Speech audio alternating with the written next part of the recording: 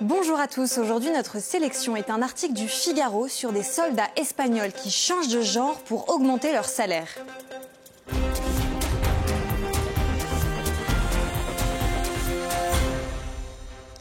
Et si changer de genre à l'état civil suffisait à gagner beaucoup plus d'argent? En Espagne, depuis février 2023, la loi pour faciliter la transition de genre permet de modifier son sexe légal sur simple demande dès l'âge de 16 ans. En parallèle, des mesures pour la discrimination positive des femmes ont aussi été mises en place. Et le résultat est parfois surprenant. Dans l'armée espagnole, de plus en plus d'hommes changent de genre pour obtenir un salaire 15% plus élevé, une salle de bain privative ou d'autres avantages.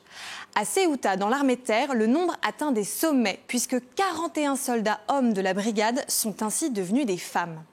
C'est le cas du caporal Roberto Perdigones qui se confie au journal El Espagnol. Selon ses mots, il est une femme qui aime les femmes et cela ne devrait poser aucun problème puisque la loi le lui permet.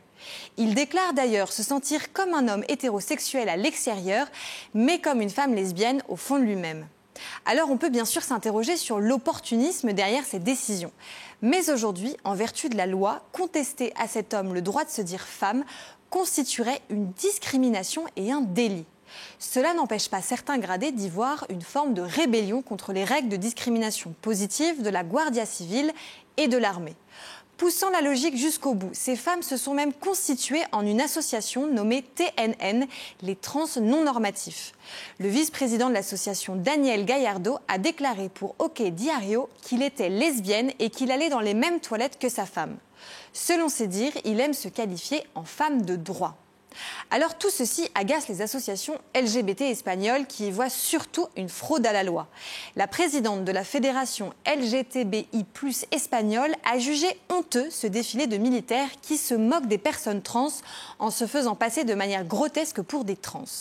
Mais les trans non normatifs ont poussé jusqu'au bout la logique en le poursuivant avec son association pour propos transphobes. En tant qu'agent public, ils maîtrisent le droit et jouent à leur guise des articles de la Constitution pour obtenir gain de cause. Les lois antidiscrimination finissent par se retourner contre ceux qui les ont promues jusqu'à l'absurde. Pour en savoir plus et échanger sur ce thème, retrouvez-nous sur Internet et les réseaux sociaux.